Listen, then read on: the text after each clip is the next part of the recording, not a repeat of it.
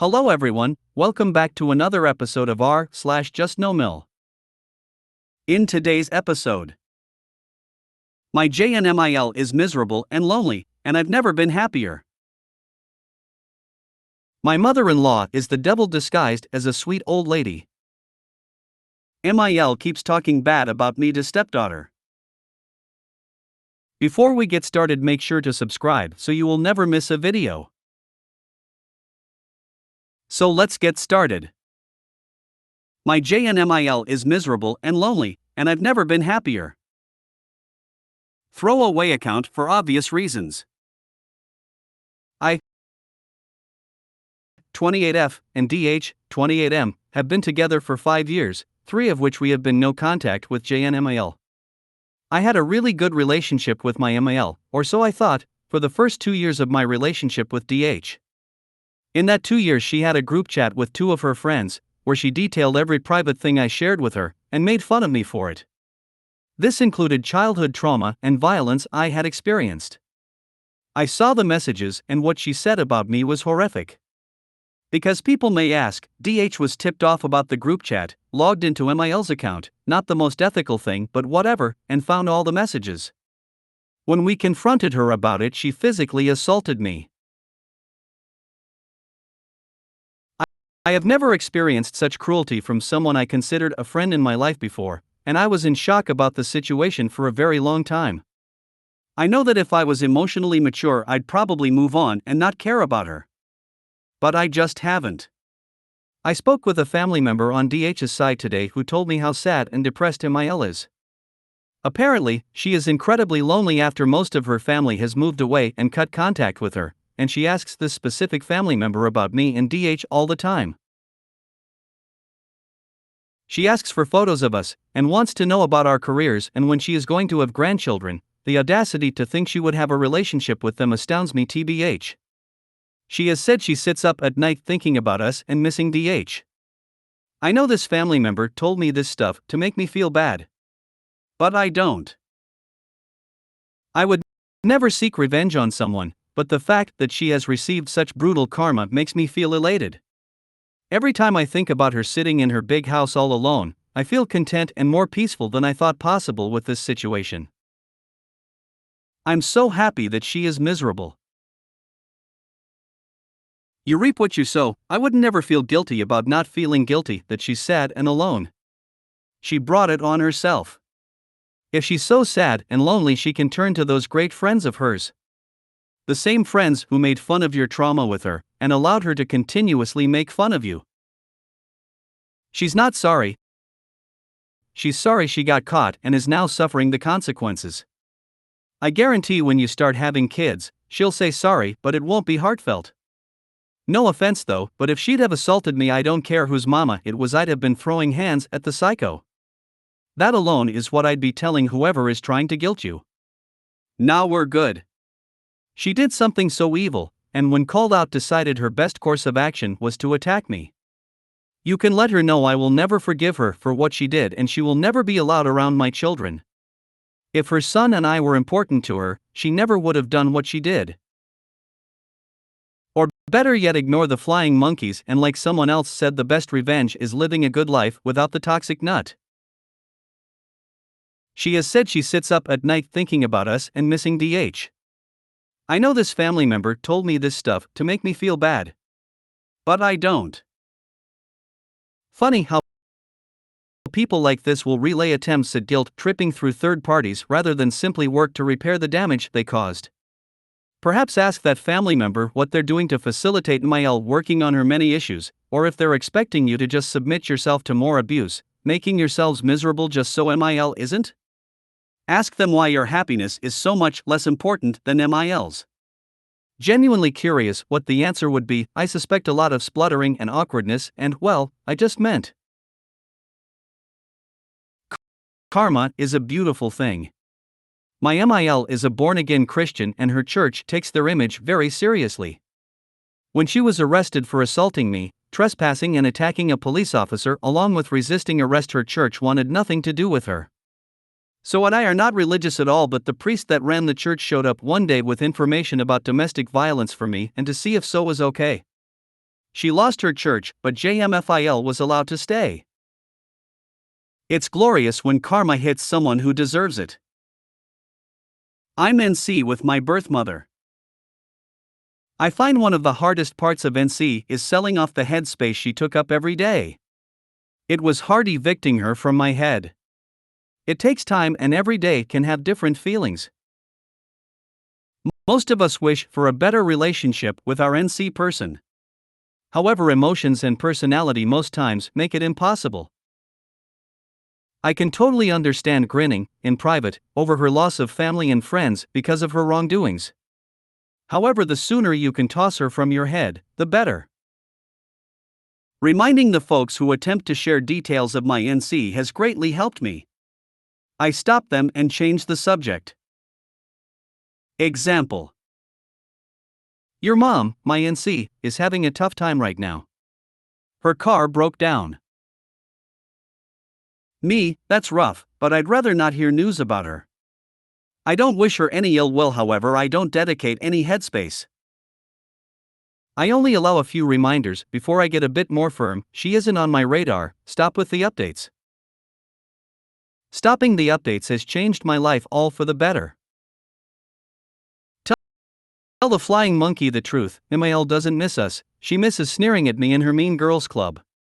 I refuse to expose myself or any potential children to that toxicity, especially after she physically assaulted me. The only thing she deserves to know is that we are happy without her around, and if you tell her anything more than that, we'll have to part ways with you. Buy a nice recliner, get a hot coffee, a good book, sit back and then think about it. Why not feel comfy? Tongue sticking out. So cozy. What a yummy picture you paint on this cold morning. She asks for photos of us, and wants to know about our careers and when she is going to have grandchildren. Of course she does, she needs to be the center of attention in her little CG. And she thinks she can physically assault you and then cry about the NC? Pressing charges for assault is not seeking revenge. If you haven't already, please seriously consider doing so. I know this family member told me this stuff to make me feel bad. But I don't. I totally relate to this. While I don't wish bad things on anyone, I will never feel guilty or bad when someone who has mistreated me gets the karma punch to the throat. Yes, it's exactly this. I never really gave much thought to her after the incident. My focus was on myself, DH, and our relationship because this broke him for a while. I never told her off for what she did to me or made her feel bad for it, mostly because I knew she wouldn't care. And I feel like karma kind of took care of her for me in a weird way. Next time someone mentions how miserable she is, just say, the moment she assaulted me, after being confronted about sharing personal info I confided in her about and making fun of my trauma to her friends, is the moment her feelings stopped mattering to me. Respect is a two-way street, and she *T all over any respect I had for her when she betrayed my trust. So, unless you're here to tell me she's ready to sincerely apologize for her actions and guarantee she will never behave that way toward me again, I don't give a *T how miserable and lonely she is. That's just the consequences of her actions catching up to her. My mother-in-law is the devil disguised as a sweet old lady. My mother-in-law is a nightmare. She moved in with us, acting like a poor 75-year-old lady that had nowhere to go. She was only supposed to stay for 1 year while she found a place, and it's been 3 years already. We let her move in, and she took over our master bedroom because she kept complaining that she needed a bathroom close to her. Then she took over our living room, putting up her pictures and decorations all over. Then she took over our kitchen, putting her kitchen stuff on our counters and in our cabinets. She has a lot of plants, so she put all of her plants all over the house. She brought her dog along with her, and we're not even supposed to have pets in our house. So we're risking the landlord finding out and getting evicted. Her dog shits and pisses in our backyard, and it smells so bad that we can't even hang out in our backyard anymore. She used to park in my garage, and she would flip out whenever I would park my car there. She would tell my husband behind my back if she thinks she can park her car in my spot, she has another thing coming, so I was parking my car outside, underneath a tree, and my car would be covered in bird poop. I spent a lot of money taking my car to the car wash. I told my husband, this is not her parking spot. I did his mom the favor of letting her park her shitty car in my garage, because her car has no AC. Just so her car wouldn't get hot outside with the sun. We told her this is her last year living with us, so after this lease is over she needs to find a place for herself and for her dog. She's not living with us anymore, I can't do it anymore. I told my husband that if she doesn't move out next year, I'm packing up my bags and I'm leaving with or without him. I can't wait for the day she moves out, I'm going to feel so relieved and I hope I never have to deal with her again. You could probably save yourself a lot of heartache by just starting to look for a place of your own now. She's not going anywhere. And he's not going to make her. Take the house back. Take her stuff down and put it all in her room. Then put out your own decorations, kitchen stuff, etc. Yeah, I don't think she would have made it to 1 year with me if she tried a fraction of this crap. Start packing her stuff up and putting them outside. If your husband just happens to take her someplace, have him stay out for a good amount of time. Move her crap out of the master bedroom and place the boxes in the guest room. Box her kitchen stuff and put them outside. Plans on the porch. I wouldn't even be nice about it. Throw that crap in them boxes. When they come home she will see her stuff out and know her time is almost up. Reclaim your home, girl. And no one should move you out of your master bedroom. It has master in the name, as in master of the house. She can use the bathroom for guests, because that is what she is. I'd also have a newspaper ready with places circled that are perfect for her. Leave them in her room, on the tables in every room, including taping it to the mirror in the bathroom.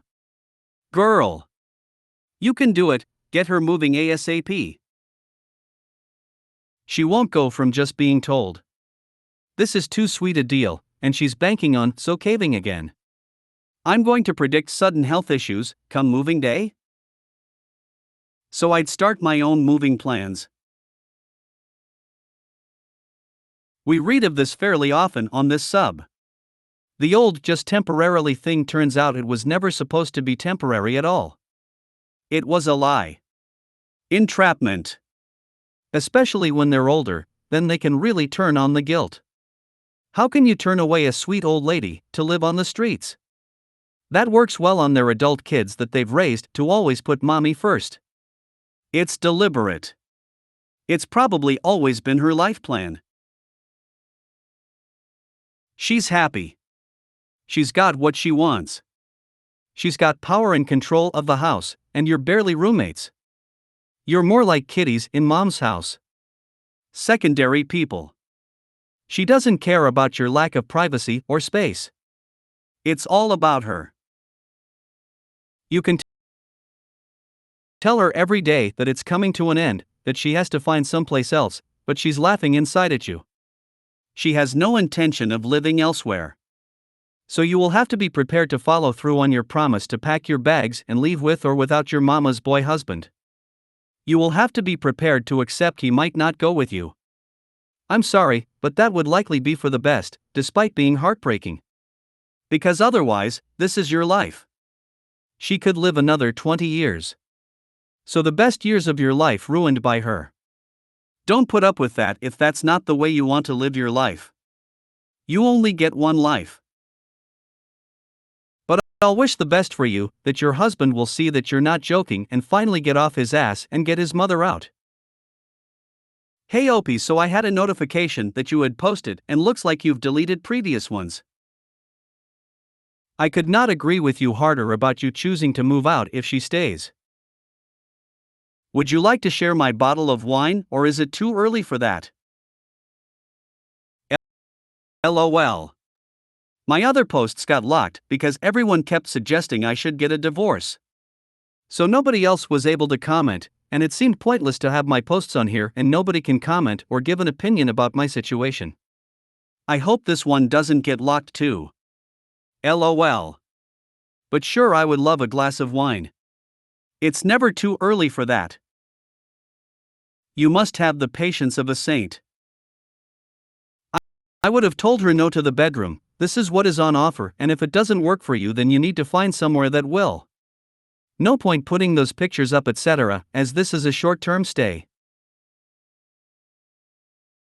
I would start looking for apartments to rent in front of her that are one bedroom, even if you have no intentions of moving into one. Just do it to send the message that this move will not include her.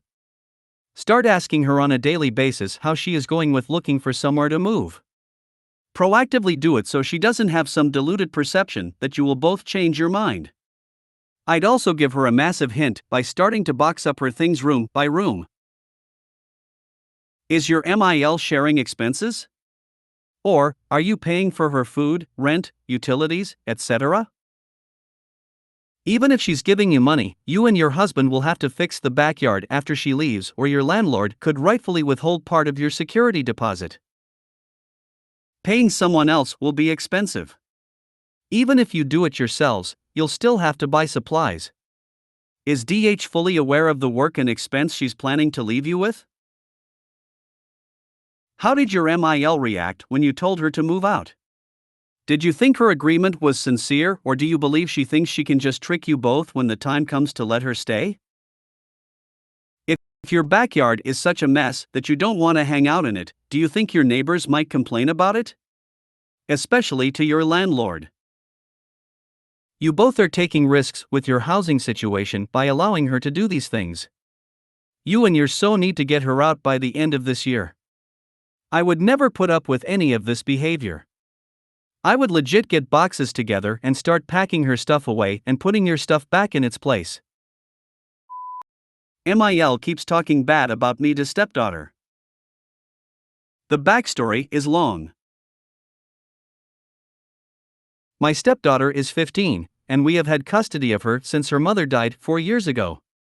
I have 2, 20 and 21, kids from my previous marriage and a son, 10, with my husband. We have been married for 12 years. When my husband's ex was alive, she was high conflict, but towards the end of her life, she mellowed considerably. She died in an accident. My MIL never had a relationship with kiddo when her mother was alive. After ex passed, we put kiddo in counseling and gave her all the support we could. Family therapy to help everyone adjust. We even bought a bigger house, so no one has to share rooms, and everyone had their own space. My MIL has always been pushy, trying to rearrange my house, bossing us around like we're little kids, trying to clean my house while she was here. She even went so far as to tell my husband that he should make me get rid of the foster dogs and cats I bring home. This means a lot to me, and I work very hard to have them adopted into forever homes. My husband was raised by his grandparents. They took him and his sister in when they were very young, 4 and 2, and their dad left. MIL had no interest in taking care of the kids and proceeded to drop them off for a few days and didn't come back for years. When she returned to pick them up, they were 15 and 17. My husband now has massive abandonment issues. I cut my MIL out of my life last year when my own brother died. My MIL tried to make my family's tragedy her spotlight. She didn't even know my brother. I refused to speak with her after she kept telling me that I should send my stepdaughter to live with her since we have so much going on. She then berated my son at her Christmas get-together the day after Christmas. I wasn't there, for laughing while at the table, as he was talking to my DH's uncle. She no longer has access to my kids. DH has allowed her time with my stepdaughter. So yesterday, my stepdaughter had therapy, and the therapist wanted to speak to me alone. I was told that stepdaughter told therapist I was trying to get rid of her, I am mean with no specifics, I'm a liar, and that she will go live with MIL when I am tired of her, so she can go to public school. Mil doesn't like that we send the kids to private. When asked where she got these ideas, my stepdaughter said my MIL told her the truth. That I don't like the kiddo and was trying to make MIL take her. This is not the truth at all. The therapist recommended that we limit contact with MIL for my stepdaughter. My DH is trying to explain to MIL that this has been inappropriate, that she is out of line, but she has doubled down and swears it is all my fault. I am the problem. She will get grandparents' rights. But you can't in this state, so that's an empty threat. My DH is frustrated and doesn't understand how his mother could do this. Insert eye roll. I'm just done. I want to cut her off completely from everyone, but I can't make DH do anything. You haven't so problem here, and he is doing nothing to protect any of his kids. Parental alienation is child abuse. Your MIL is abusing your stepdaughter. MIL seems to be repeating the same pattern. She tries to step in and parent when the child becomes a teen. I don't know why. Maybe the kids are grown and she won't have to actually parent. She'll have these fully formed almost adults to do her will? Pay her bills? Be her emotional support animal?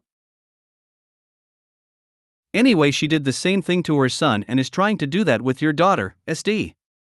How did your husband like living with her when he was 17? Does he want SD to go through that? You don't have a MIL problem, you have a husband problem. How can he be okay with still letting his daughter have contact with someone who tried to alienate and make her feel bad?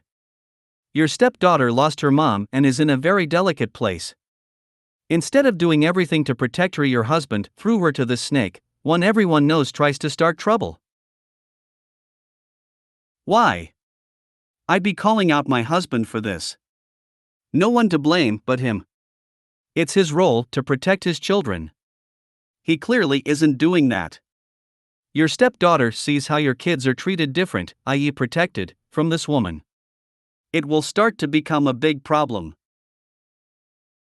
Have you talked to stepdaughter and explained the lies? Is she okay? I tried to talk to her about it with her and the therapist yesterday, but she just says it's fine, or she says whatever. Apparently, this has been going on for a while. We're trying not to show anger about the situation and being as gentle with her as we can. But I am so angry. My mother was a similar type. Dropped me off with her parents and went out to live her own life.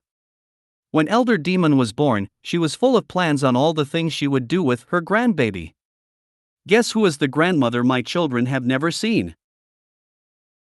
You might need to engage in family counseling to undo the damage your MIL has caused. The only advice I can give you is to follow the recommendations of your daughter's therapist and keep MIL as far away as possible. Elder Demon. I call mine the heathens.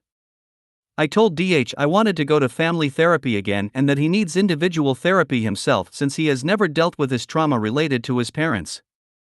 He said he would consider the individual, so I made an appointment with the family therapist. DH really needs to cut his mother from his children. She is actively harming them. Your poor SD. The deliberate emotional abuse by her grandmother is horrifying. I think your DH and her need to sit with the therapist for several sessions and work through this. I second this wholeheartedly. Clear the air and don't give stepdaughter the chance to believe this bull crap her grandmother is saying. Talk to SD, she probably sees the deception now. She knows you don't want to get rid of her and she may not want to see JNMIL. I started seeing my GM for who she was at November 12th and backed right away.